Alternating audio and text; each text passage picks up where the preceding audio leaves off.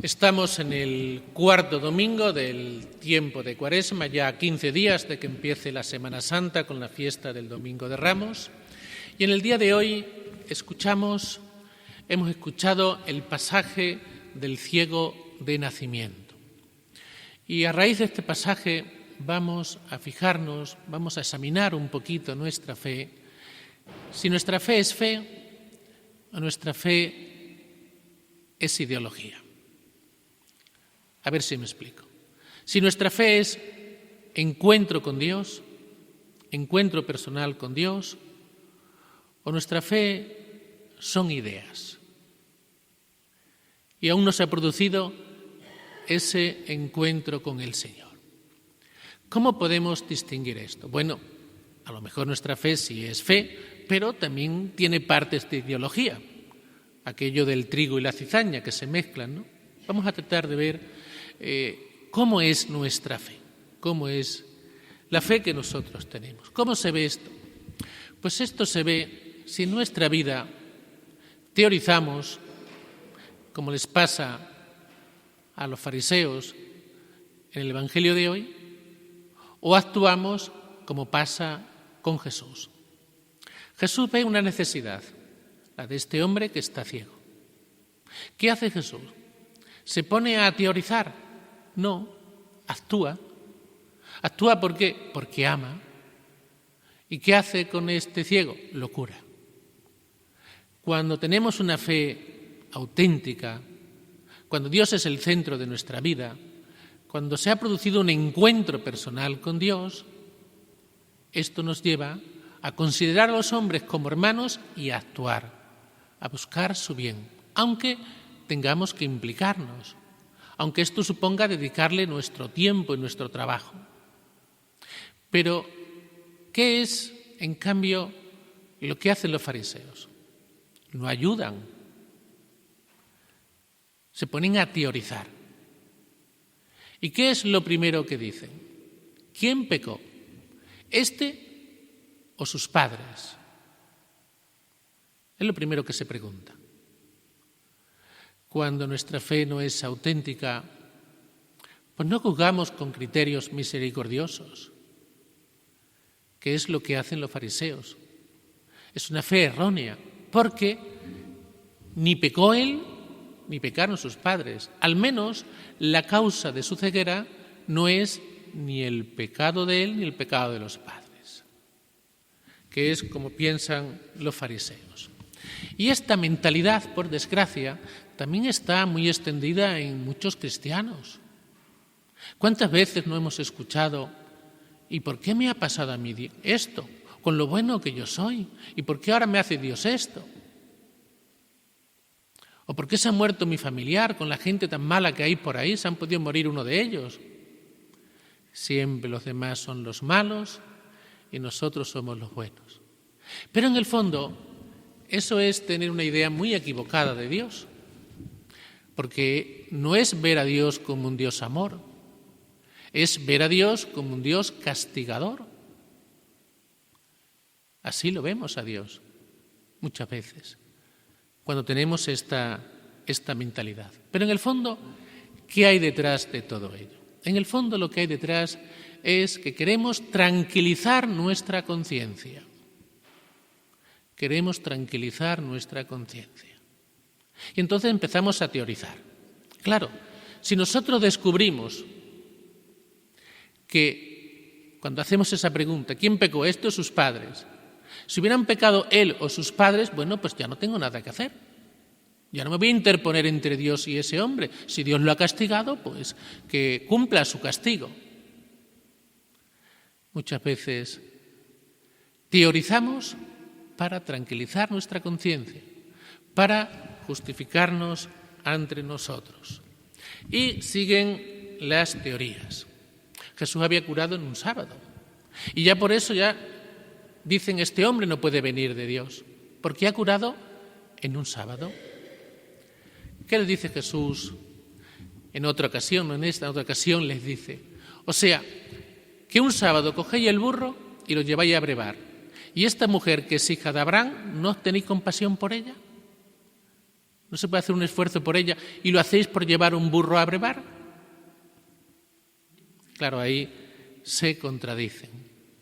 Cuando nuestra fe la reducimos a normas, dogmas, ideas, preceptos, leyes, y no se da un encuentro personal con Dios, no se da una relación con Dios, eso ya más que fe es una ideología, son ideas, pero nada más.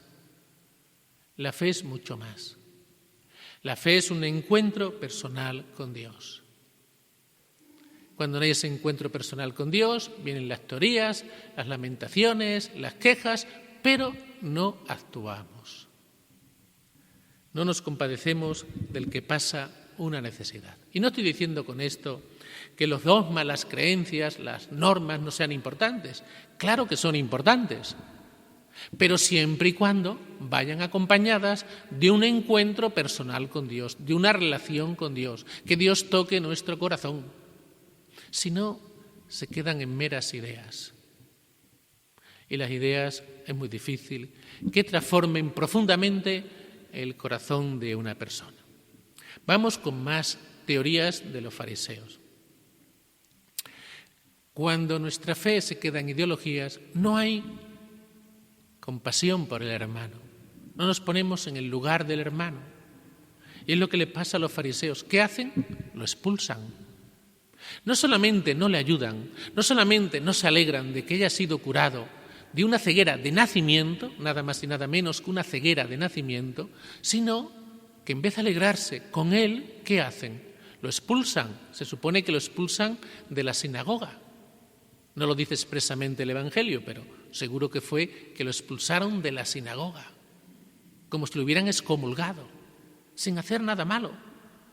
Simplemente que una persona le ha amado, no ha hecho nada más. Y sin embargo le expulsan porque dice que es un profeta, todavía la confesión no es total. También, cuando nuestra fe se vuelve ideología, nos volvemos soberbios. Nos creemos dueños de nuestras ideas, lo nuestro es lo correcto, lo nuestro es lo perfecto, y fíjense hasta dónde llega la soberbia. Llegan a juzgar al pobre ciego y le dicen esa frase: tú has nacido completamente empecatado. Qué frase más dura, ¿no? Una persona que había nacido el pobre ciego, como si fuera culpa de él, si nació, ya de nacimiento ya era ciego. ¿Qué culpa podía tener él? Ninguna. Ellos le dicen que has nacido completamente empecatado. Es increíble a donde pueden llegar los fariseos.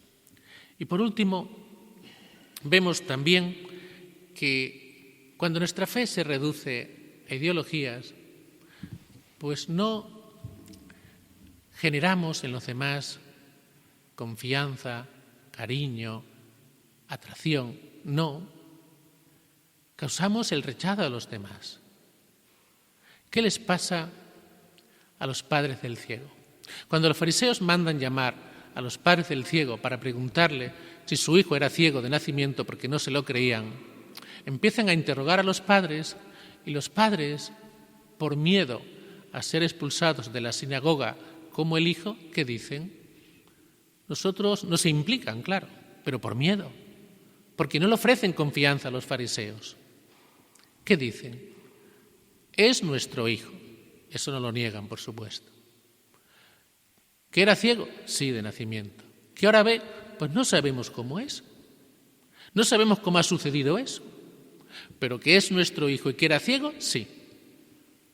¿Ven ustedes cómo los padres no se implican? Y no se implican por miedo. Cuando el otro no tiene una fe auténtica, eso no genera confianza en los demás. No es algo atractivo. No atrae a los demás. No lleva eso a la fe. Eso produce un rechazo y una desconfianza en los demás. ¿Por qué? Porque no son reflejo del amor de Dios. Y por último, que me parece muy bonito, el camino de fe que recorre el ciego. Es increíble. Fíjense ustedes, detalles del Evangelio de hoy, que lo primero que le preguntan a él, ¿quién te ha curado? La primera respuesta del ciego es, un hombre llamado Jesús puso barro en mis ojos, me mandó a lavar y ahora veo. Un hombre llamado Jesús. Pero el paso siguiente ya da un paso más. Ya no dice un hombre, ya dice que es un profeta cuando le preguntan los fariseos. ¿Y tú quién crees que es? Él dijo, es un profeta. De ahí cuando dice esta respuesta, le dicen los fariseos que ha nacido completamente empecatado. Pero ya ha dado un paso más en su fe. Ya no cree que Jesús es solamente un hombre como los demás. Dice que es un profeta. Pero lo bonito, el culmen de la progresión de fe de este ciego es al final del Evangelio. Cuando Jesús le dice, si crees en el Hijo del Hombre, le dice, ¿quién es? Dice, soy yo el que tienes delante. Y entonces viene ahí un gesto de fe precioso por parte del ciego. El ciego se postra ante él y dice, creo, Señor. ¿Se han fijado en la progresión de fe de este hombre? Primero cree que Jesús es un hombre, después un profeta y después el mismísimo Dios. Realmente increíble. Pues que el Evangelio de hoy nos ayude a ver qué puede haber en nuestra fe de ideología, de solamente ideas, y qué hay en nuestra fe de encuentro y de relación personal con Dios, que es lo realmente importante. Y si en nuestra fe hay algo de ideología, de ideas, solamente una creencia de preceptos, de normas, procuremos dar un paso más. Aunque las normas sean importantes, tenemos que dar siempre el paso al encuentro personal con Dios. Si no, nuestra fe se queda en algo muy pobre. Pues pidámosle al Señor que nos dé luz para entender esto y llevarlo a la vida. Que así sea.